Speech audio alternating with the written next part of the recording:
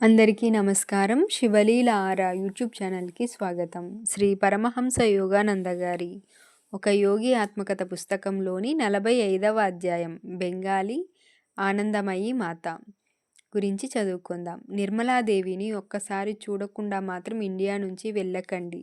ఆవిడ భగవద్భక్తి గాఢమైనది. ఆనందమయీ మాగా ప్రసిద్ధి పొందారావిడ.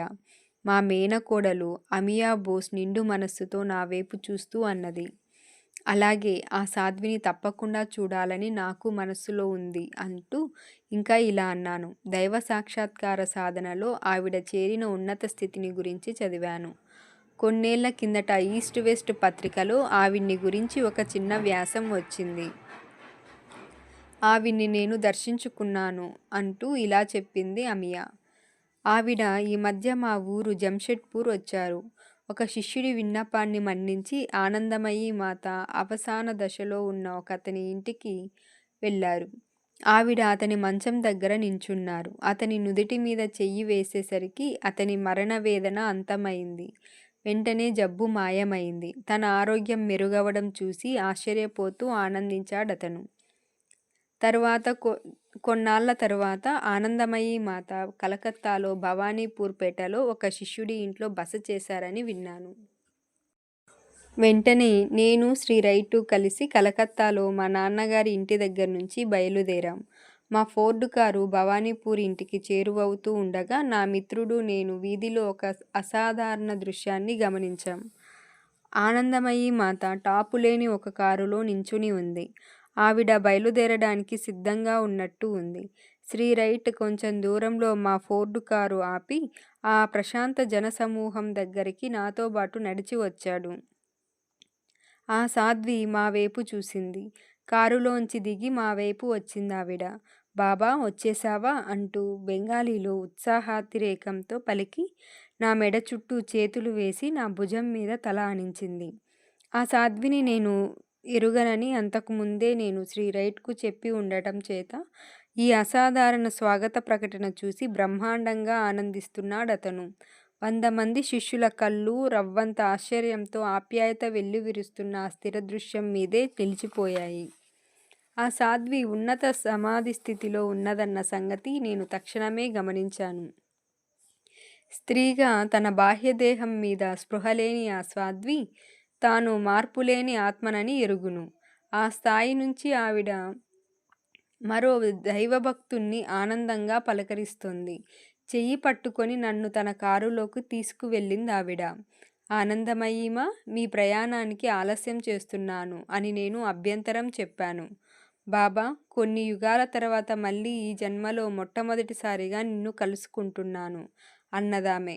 అప్పుడే వెళ్ళిపోకు. కారు వెనుక సీట్లో కూర్చున్నాం ఇద్దరం. కాసేపట్లోనే ఆనందమయీ మాత నిశ్చల సమాధి స్థితిలోకి వెళ్ళిపోయింది. ఆమె సుందర నయనాలు అర్ధనిమీలితాలై ఊర్ధ్వలోకాభిముఖంగా నిలకడగా నిలిచిపోయాయి. సమీప దూరాల్లో గల ఆంతరిక స్వర్గరాజ్యంలోకి చూస్తున్నాయవి. జయ జయ జగజ్జనని అంటూ మెల్లిగా జోహార్లు పలికారు శిష్యులు. నేను భారతదేశంలో దైవ సాక్షాత్కారం పొందిన పురుషుల్ని చాలామందిని చూశాను. కానీ అటువంటి ఉన్నత స్థితిని అందుకున్న సాధ్విని అంతకుముందు ఎన్నడూ చూడలేదు. ఆమె కోమల ముఖమండలం అనిర్వచనీయమైన ఆనందంతో మరింత మెరుస్తోంది. ఆమెకు ఆనందమయీ మాత అన్న పేరు రావడానికి కారణం అదే. ముసుగు వేసుకొని తలకు వెనకాల విరబోసిన పొడుగాటి నల్లటి జుట్టు వేలాడుతోంది. ఎప్పుడూ తెరుచుకునే ఉండే ఆమె జ్ఞాననేత్రానికి గుర్తుగా నుదుట ఎర్రటి గంధం బొట్టు ఉంది. చిన్న ముఖం, చిన్న చేతులు, చిన్న కాళ్ళు ఆమె ఆధ్యాత్మిక పరిమాణానికి విరోధాభాసంగా ఉన్నాయి. ఆనందమయీ మాత సమాధి స్థితిలో ఉండగా పక్కనున్న శిష్యురాలిని కొన్ని ప్రశ్నలు వేశాను. ఆనందమయీ మాత భారతదేశంలో విరివిగా ప్రయాణాలు చేస్తారు. ఆవిడకి అనేక ప్రాంతాల్లో 100ల కొద్దీ శిష్యులున్నారు అని చెప్పింది శిష్యురాలు. ఆవిడ సాహసించి చేసిన ప్రయత్నాల వల్ల వాంఛనీయమైన సంఘ సంస్కరణలు చాలా వచ్చాయి. ఆవిడ బ్రాహ్మణి అయినప్పటికీ కులభేదాలేవీ పాటించరు. ఆవిడకు జరగవలసిన సదుపాయాలు చూస్తూ మేము కొంతమందిమి ఆవిడతో బాటు ప్రయాణాలు చేస్తూ ఉంటాం. మేము ఆవిడ్ని తల్లిలా సాకాలి. ఆవిడకి ఒంటి మీద ధ్యాస ఉండదు.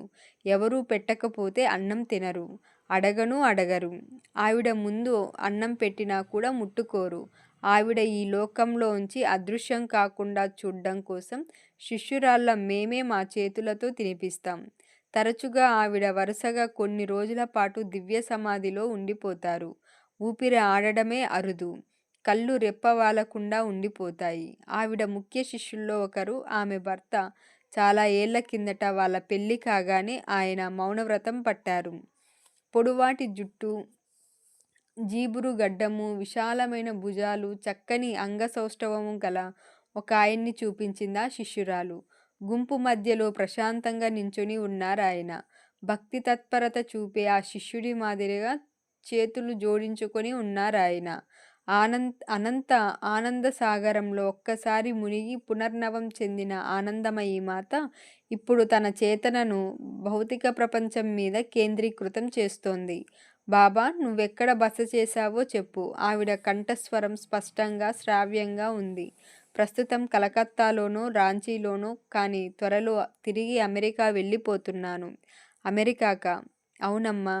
ఆధ్యాత్మిక అన్వేషణ సాగించే వాళ్ళు భారతీయ సాధ్వీమణిని చిత్తశుద్ధితో మెచ్చుకుంటారు. నువ్వు కూడా వస్తావా? బాబా తీసుకువెడితే వస్తా. ఈ సమాధానంతో దగ్గరున్న శిష్యులు గాబరా పడుతూ ముందుకు వచ్చారు.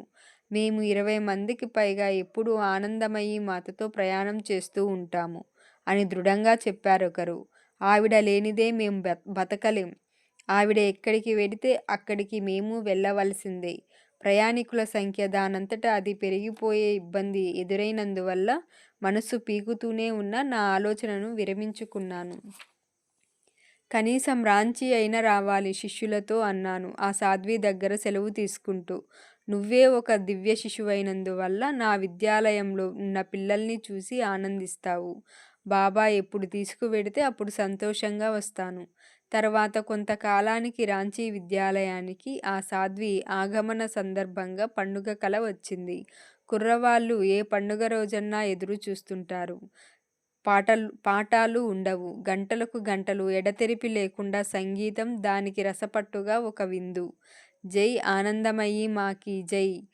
ఆ సాధ్వీమణి బృందం విద్యాలయ ద్వారంలో అడుగు పెడుతూ ఉండగా ఉత్సాహం ఉరకలు వేస్తున్న అనేక పసిగొంతుల్లో ఈ నినాదం మోగిపోయింది.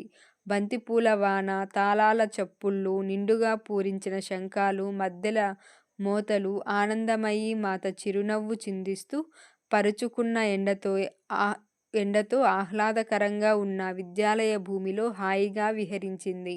ఆవిడ ఎప్పుడూ హృదయంలో ఎక్కడికైనా తీసుకుపోగలిగే స్వర్గాన్ని నిలుపుకొని సంచరిస్తూ ఉంటుంది. ఇక్కడ అందంగా ఉంది. ఆనందమయీ మాతను నేను ప్రధాన భవనంలోకి తీసుకువెళ్తున్నప్పుడు ఆవిడ దయతో అన్న మాటలివి. పసిపాపలా చిరునవ్వు నవ్వుతూ నా పక్కన కూర్చుంది. ఆవిడ ఎవరికైనా ప్రేమాస్పదులందరిలోకి అతి దగ్గరిదాన్ని అనిపించేటట్టు చేస్తుంది. అయినా ఆవిడ చుట్టూ దూరత్వ పరివేషం ఎప్పటికీ ఉంటూనే ఉంటుంది. భగవత్ స్వరూపమైన సర్వవ్యాపకత్వంలో విరోధాభాసం గల వేర్పాటు ఇది. నీ జీవితాన్ని గురించి కొంచెం చెప్పమ్మా. బాబాకి తెలుసు అదంతా. మళ్ళీ చెప్పడమెందుకు? ఒక చిన్న జన్మ తాలూకు వాస్తవ చరిత్ర ఏమంత తెలుసుకోవలసింది కాదని ఆమె భావిస్తున్నట్టు స్పష్టమవుతుంది. నేను మెల్లగా మరోసారి మనవి చేసి నవ్వాను. బాబా, చెప్పడానికి అట్టే లేదు అంటూ ఆవిడ అవసరం లేదని సూచిస్తున్నట్లుగా చేతులు విస్తరించింది. నా చేతన ఎన్నడూ ఈ తాత్కాలిక శరీరంతో ముడిపడి ఉండలేదు బాబా. నేను ఈ భూమి మీదికి రాకముందు నేను దాన్నే. చిన్నపిల్లగా ఉన్నప్పుడు నేను దాన్నే. పెరిగి పెద్దదాన్నే అయ్యాను. అయినా నేను దాన్నే. నా పుట్టింటి వాళ్ళు ఈ శరీరానికి పెళ్లి ఏర్పాట్లు చేసినప్పుడు కూడా నేను దాన్నే. బాబా, మీ ఎదుట ఎప్పుడూ నేను దాన్నే. ఆ తర్వాత అనంత విశ్వంలో నా చుట్టూ సృష్టివర్తనం మారినప్పటికీ నేను దాన్నే. ఆనందమయీ మాత ధ్యానస్థితిలో మునిగిపోయింది. ఆమె శరీరం రాయిలా కదలిక లేకుండా అయిపోయింది. ఎప్పుడూ తనను పిలుస్తుండే లోకానికి పరుగు తీసింది. ఆమె కళ్ళ నీలపు మడుగులు నిర్జీవంగా తేజోవిహీనంగా కనిపించాయి. సాధువులు తమ చేతనను భౌతిక శరీరంలోంచి తొలగించినప్పుడు తరచూ ఈ మాదిరిగా ఔపిస్తూ ఉంటుంది. అప్పుడా శరీరం ఆత్మరహితమైన మట్టి ముద్దకు మించి ఉండదు. మేమిద్దరం సమాధి స్థితిలో 1 గంట సేపు కూర్చొని ఉన్నాం. ఒక చిన్న హాసరేఖతో ఆవిడ ఈ లోకానికి తిరిగి వచ్చింది. ఆనందమయీమా, దయ ఉంచి నాతో పాటు తోటలోకి రండి. రైట్ గారు ఫోటోలు తీసుకుంటారు. అలాగే బాబా, నీ ఇష్టమే నా ఇష్టం. ఆవిడ చాలా ఫోటోలకు నించున్నప్పుడు ఆవిడ కళ్ళలో మార్పులేని దివ్య తేజస్సు అలాగే ఉండిపోయింది. భోజనం వేళ అయింది. ఆనందమయీ మాత తన గొంగడి ఆసనం మీద కూర్చుంది. ఆమెకు అన్నం తినిపించడానికి పక్కనే ఒక శిష్యురాలు. పసిపిల్ల మాదిరిగా ఆ సాధ్వి శిష్యురాలు నోటికి అన్నం ముద్ద అందించినప్పుడు అణకువగా మింగింది. ఆనందమయీ మాత కూరలకి మిఠాయిలకి కూడా ఏమీ తేడా గుర్తించలేదని స్పష్టమైంది. పొద్దు కుంకుతుండగా ఆ సాధ్వి తన బృందంతో బయలుదేరింది. వర్షిస్తున్న గులాబీ రేకుల మధ్య ఆమె పసివాళ్లను దీవిస్తూ చేతులు పైకి ఎత్తింది. వాళ్ళ ముఖాలు ఆవిడ అనాయాసంగా మేల్కొల్పిన ఆప్యాయతతో మెరుస్తున్నాయి. నీ ప్రభువును నువ్వు సంపూర్ణ హృదయంతో, సంపూర్ణ ఆత్మతో, సంపూర్ణ మనస్సుతో, సంపూర్ణ బలంతో ప్రేమించాలి అంటూ ప్రకటించాడు క్రీస్తు. ఇది మొట్టమొదటి ఆజ్ఞ. ఆనందమయీ మాత అల్పమైన ప్రతి అనుబంధాన్ని తెంచుకొని ప్రభువుకొక్కడికే తన విధేయత చూపించింది.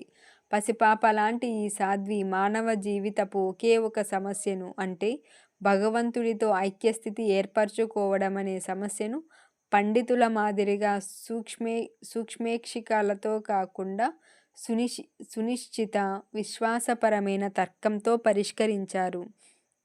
లక్షోపలక్షల విషయాలతో పొగచూరిపోయిన ఈ శుద్ధ సరళత్వాన్ని మానవుడు మరచిపోయాడు. దేవుడి పట్ల అనన్యమైన ప్రేమను తిరస్కరించి ప్రపంచ దేశాలు బాహ్యమైన ఔదార్యాలయాల పట్ల ఆడంబరయుతమైన ఆదరంతో తమ నాస్తికతను కప్పిపుచ్చే ప్రయత్నం చేస్తున్నాయి. మానవతా దృష్టితో చేసే ఉపకారాలు మనిషి దృష్టిని క్షణకాలం పాటు తన మించి మళ్లించేటట్టు చేస్తాయి కనుక అవి మంచివే. కానీ మొదటి ఆజ్ఞగా యేసుక్రీస్తు ప్రస్తావించిన జీవిత ప్రధాన బాధ్యత నుంచి అతనికి విముక్తి ప్రసాదించవు. దేవుణ్ణి ప్రేమించాలన్న ఉదారక కర్తవ్యం తన ఏకైక సంరక్షకుడు ఉచితంగా ప్రసాదించిన గాలిని తొలి ఊపిరిగా మానవుడు తీసుకున్నప్పుడే ఏర్పడింది. రాంచీ విద్యాలయ సందర్శన తరువాత మరో సందర్భంలో నేను ఆనందమయీ మాతను చూసే అవకాశం కలిగింది. కొన్ని నెలల తరువాత ఆవిడ శ్రీరాంపూర్ స్టేషన్ ప్లాట్ఫారం మీద తమ శిష్య బృందంతో బండి కోసం ఎదురు చూస్తోంది. బాబా, నేను హిమాలయాలకు వెళ్ళిపోతున్నాను అని చెప్పింది ఆవిడ. కొందరు దయాపరులు డెహ్రాడూన్లో మాకు ఆశ్రమం కట్టించారు. ఆవిడ బండి ఎక్కుతుండగా గుంపు మధ్యలో ఉన్న రైల్లో ఉన్న విందు ఆరగిస్తున్న మౌనంగా కూర్చుని ఉన్న ఆమె కళ్ళు భగవంతుడి మీద నుంచి మళ్ళేవి కావని గమనించి నేను ముగ్ధుణ్ణి అయ్యాను. నాలో ఇప్పటికీ అమేయ మాధుర్యం గల ఆమె కంఠస్వరం ప్రతిధ్వని వింటూనే ఉంటాను. చూడు, ఇప్పుడు ఎప్పుడూ కూడా ఆ నిత్యాత్మతో ఏకమై ఉండి నేను ఎప్పటికీ దాన్నే. ఇంతటితో అధ్యాయం పూర్తి.